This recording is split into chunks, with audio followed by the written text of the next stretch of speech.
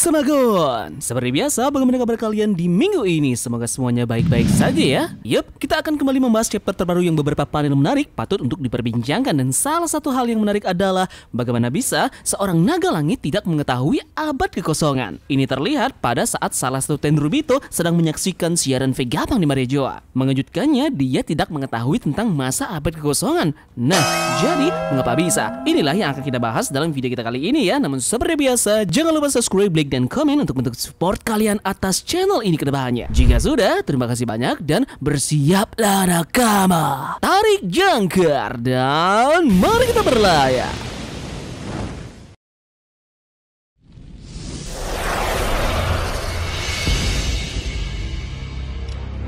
Informasi mengejutkan muncul pada manga One Piece chapter 1114. Salah satu naga langit, yakni Saint Sarlia, tidak mengingat tentang adanya abad kekosongan. Padahal faktanya adalah kaum naga langit ini merupakan keturunan dari 19 kerajaan yang membentuk world government. Meskipun mereka terlihat dilindungi oleh para pemerintahan dunia, namun nyatanya mereka tidak tahu apa yang terjadi pada masa abad kekosongan, yakni sejarah mereka sendiri. Bagi yang belum tahu ya, abad kekosongan itu merupakan sebuah abad di mana semua hal ataupun informasi tentang peristiwa di abad tersebut menghilang secara misterius. Tidak ada jejak sejarah ataupun catatan sejarah yang mengungkapkan fakta mengenai hal tersebut. Ini alasannya abad kekosongan merupakan sebuah misteri besar yang masih belum terpecahkan sampai detik ini.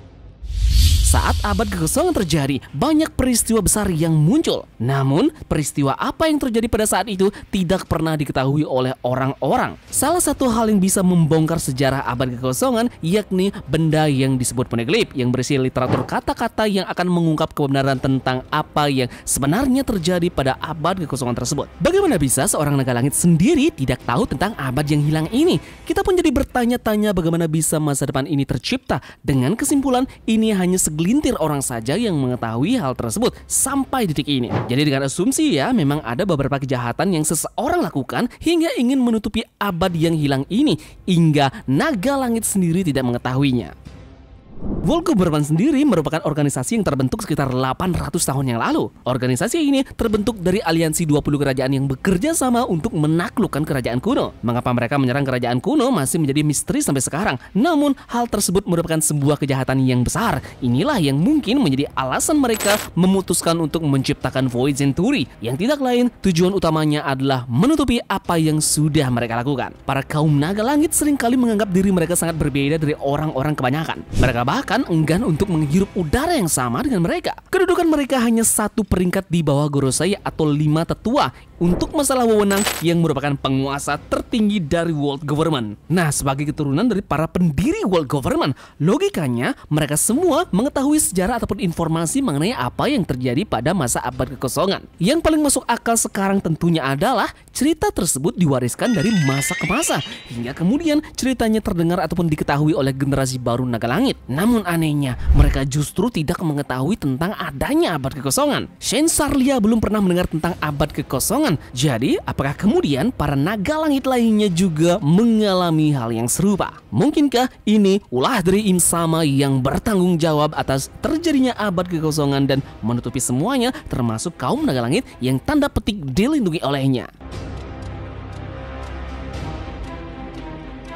Menariknya adalah jika mereka mengetahui abad kekosongan tersebut, ada beberapa fakta hal yang mungkin tidak sesuai dengan pikiran dari mereka. Dan jika mereka mengetahui fakta sebenarnya, bukan mustahil justru para naga langit ini akan melakukan perlawanan seperti yang dilakukan oleh salah satu kaumnya, yakni Saint Josgard. Jadi ada beberapa kaum naga langit juga yang punya hati nurani seperti layaknya Josgard yang kita lihat sebelumnya menyelamatkan Putri Shirahoshi dari ancaman Sir Carlos. Yup, jadi satu orang ya yang patut kita curigai menyembunyikan semuanya, dia adalah Im Sama. Jadi bagaimana bisa Im Sama ini menjadi pemimpin satu-satunya ketika ada 19 kerajaan atau penguasa lainnya juga memiliki hak yang sama? Pertanyaan besarnya, kemungkinan bagaimana bisa Im Sama berkuasa? Bagaimana bisa Im Sama ini melanggar perjanjian ataupun kesepakatan yang terjalin antara 19 kerajaan yang ada? Yep, cara yang mungkin paling masuk akal saat ini adalah dia sudah memanipulasi ataupun bahkan menghapus ingatan dari 19 raja yang ada. Secara logika, Im tentunya tidak mungkin berkuasa seperti sekarang jika tidak ada hal buruk yang dia lakukan pada masa lampau. Jadi, berdasarkan hal tersebut, ada kemungkinan jika Im Sama menghabisi seluruh pemimpin 19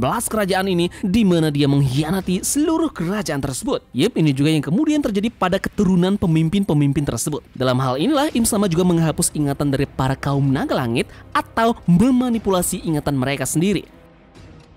Yep, ada beberapa cerita yang memang menggambarkan seseorang yang kejam bukan berarti mereka tidak punya hati nurani, melainkan mereka hanya tidak mengetahui asal-usul mereka dan apa yang terjadi dengan mereka di masa lalu. Mereka dengan gampangnya dimanipulasi dengan berbagai cara hal dan itulah yang membuat mereka berubah. Dari awalnya yang menaruh respek kepada manusia, kali ini mereka melihat kaum naga langit malah menjadikan seorang budak dan sangat membenci manusia. Jadi apakah di sini kaum naga langit di sini seperti pion di papan catur dan juga menjadi cangkang kosong seperti halnya orang-orang bermarga Di yang tidak mengetahui arti Di sebenarnya? Ini langsung terlontar dari mulut Im Sama pada saat Cobra menanyakan arti Di kepadanya.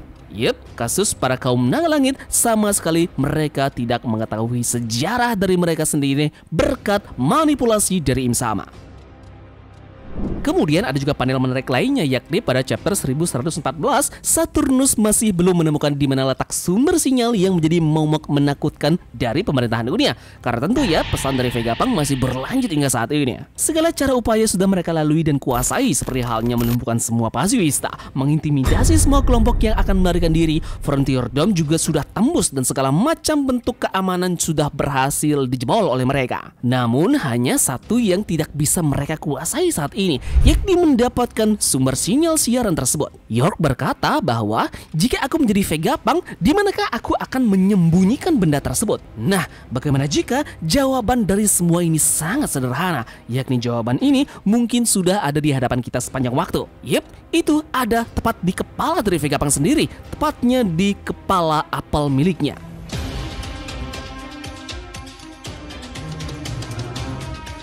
Apel tentu melambangkan buah pengetahuan terlarang. Vegapunk sendiri pernah mengatakan dalam satu panel bahwa apel tersebut adalah sebuah antena. Yep, mungkin saja ada beberapa orang yang masih belum mengetahui arti dibalik kata-kata Vegapunk tersebut. Apalagi pada saat siaran, Vegapunk menjelaskan dengan lengkap bahwa siaran ini tidak akan bisa muncul jika dia dalam bahaya ataupun jantungnya sudah akan berhenti berdetak. Nah, logikanya adalah kondisinya saat ini memang masih belum kita bisa pastikan ya, namun berbagai hal baik itu dalam peta di mana mata dari Vegapunk sudah menyilang. Belum lagi dikuatkan oleh kata-kata dari Saturn yang menyebut bahwa Vegapunk sudah tewas. Nah, spekulasi pun mencuat bagaimana jika aliran dari siaran tersebut akan bermula hanya dari jantung yang berhenti berdetak, sehingga itu pun mengalir ke tubuhnya mencapai puncak dari energi di tubuhnya yang bersumber dari kemampuan nomi yang akhirnya berada di otaknya. Jadi aliran energi tersebut akan menghidupkan otak pada saat jantung dari Vegapunk ini berhenti berdetak. Oleh karena itulah, Gorosei tidak bisa untuk mendeteksi keberadaan dari sinyal siaran tersebut karena yang tidak diduga semua orang bahwa sinyal tersebut tepat berada di kepala apel dari Vegapunk sendiri.